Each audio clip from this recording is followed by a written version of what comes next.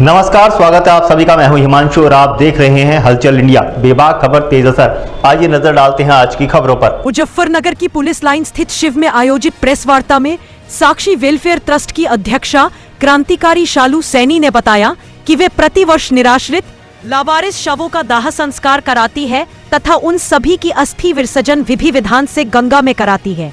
उन्हीं को श्रद्धांजलि देने के लिए वे प्रतिवर्ष पितृ अमावस्या पर महायज्ञ का आयोजन कराती है। इसी के चलते आज पितृ अमावस्या पर शिव मंदिर में विशाल महायज्ञ का आयोजन किया गया, जिसमें सभी लावारिस पुण्य आत्माओं को मोक्ष प्रदान करने के लिए ईश्वर से प्रार्थना की गई।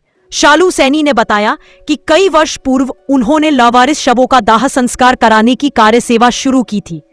अब तक उन्होंने कई सौ शवों का दाह संस्कार कराया है तथा भविष्य में भी इस पुण्य कार्य को करती रहेंगी।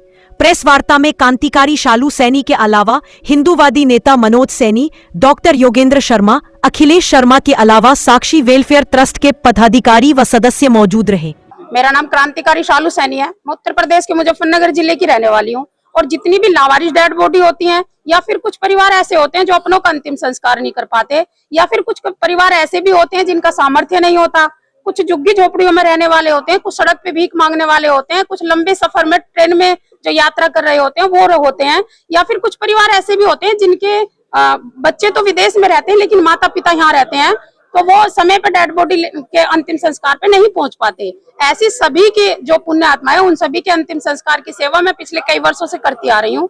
और हर पितृ अमावस्या पे सभी की जितनी भी पुण्य आत्माओं के हमने अंतिम संस्कार किए हैं, सभी की आत्मा की शांति हेतु हम महायज्ञ का कार्यक्रम करते हैं।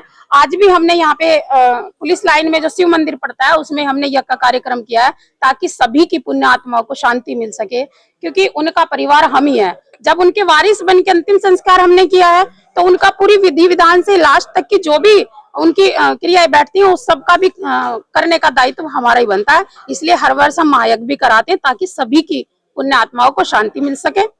कितने शवों का आप अंतिम संस्कार कर चुके हैं और इसके लिए आपका नाम भी दर्ज है?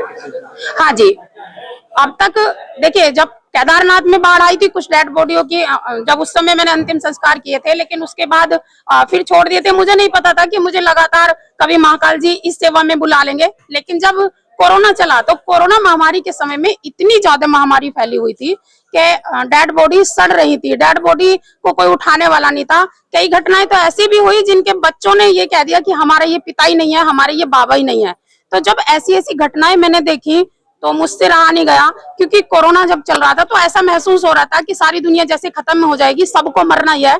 तो मुझे भी ऐसा ही फील हुआ कि मरना तो है ही, फिर कुछ क्यों ना करके मरे, क्योंकि एक व्यक्ति पता नहीं अपने बच्चों को कैसे कैसे पालता है। और जब एक कोरोना जैसी महामारी आई उसमें अपनों को ऐसे ठुकरा दिया गया, अपनों की डेड बॉडी तक नहीं उठाई, अंतिम संस्कार की क्रिया तक नहीं करी। कहते हैं कि एक बेटा जब पैदा होता है तो ये सोच के सब उसकी परवरिश करते हैं कि हमें ये पिंडदान करेगा, हमारा हमें मुक्ति मिलेगी, मोक्ष मिलेगा। लेकिन जब मोक्ष का टाइम आया तो उन परिवारों को दाग देने वाला भी कोई नहीं था। उस समय मेरे दिल तड़प उठा। मुझे नहीं लगा कि एक बेटे की जरूरत होती है अंतिम संस्कार के लिए, पिंडदान करने के लिए। मैंने सब, मुझे चाहे बेटी समझो चाहे बहन समझो, मैंने सबका अंतिम संस्कार वारिस बन के किया है, जितनों का भी आज तक। अब तक मैं 6000 करीब अंतिम संस्कार अपने हाथों से कर चुकी हूँ। वो चाहे लावारिस डेड बॉडी होती है, चाहे वो भीख मांगने वाले होते हैं, चाहे वो असहाय होते हैं, गरीब होते हैं, या फिर कुछ परिवार ऐसे होते हैं जो अपनों का अंतिम संस्कार नहीं कर पाते। उन सभी की डेड बॉडी के अंतिम संस्कार की सेवा मेरी पिछले 6 सालों से चली आ रही है, कंटिन्यू चली आ रही है 6 सालों से। तो और प्रभु महाकाल जी ने चाहा तो आगे जब तक मैं जीवित हूँ मैं इस सेवा को हमेशा करती रहूंगी। तन मन धन हर तरीके से मैं इस सेवा को करती रहूंगी।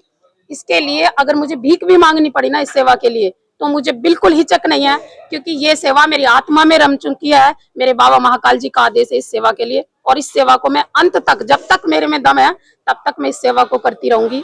आपके चैनल के माध्यम से मैं एक बात और जनता से कहना चाहती हूँ, जहां तक भी मेरी ये वीडियो पहुंचे, क्योंकि ऐसी ऐसी घटनाएं होती हैं। अभी आपने देखा, मैंने 2 दिन पहले ही एक छोटे से बच्चे का अंतिम संस्कार किया था जो मात्र 1 साल का ही था।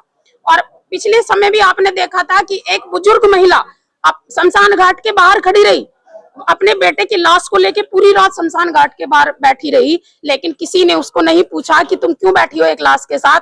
तब मुझे पता चला तो अंतिम संस्कार उनका विधि विधान से किया गया। तो मैं सब जनता से एक अपील करना चाहती हूँ कि यदि कहीं भी आप ऐसी घटना देखें, अगर आप उसमें खुद भी प्रयास करके किसी के अंतिम संस्कार में सहयोग नहीं कर सकते, तो मेरा एक नंबर है 8273189764। आप मुझे इस नंबर पे संपर्क करके आप मुझे जरूर बता दें, ताकि विधि विधान से हर किसी का अंतिम संस्कार किया जा सके, उन्हें कफन नसीब हो सके। कहते हैं कि अंत समय में यदि किसी को कफन नसीब होता है तो ये बड़ी सौभाग्य की बात होती है, लेकिन कुछ डेड बॉडी ऐसी होती हैं, कुछ ऐसे मृतक होते हैं जिनको कभी कफन तक नसीब नहीं होता।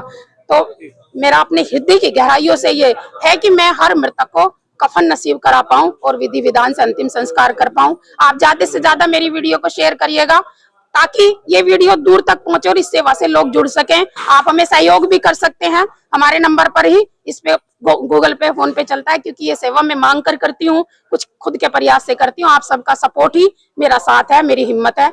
जय श्री महाकाल।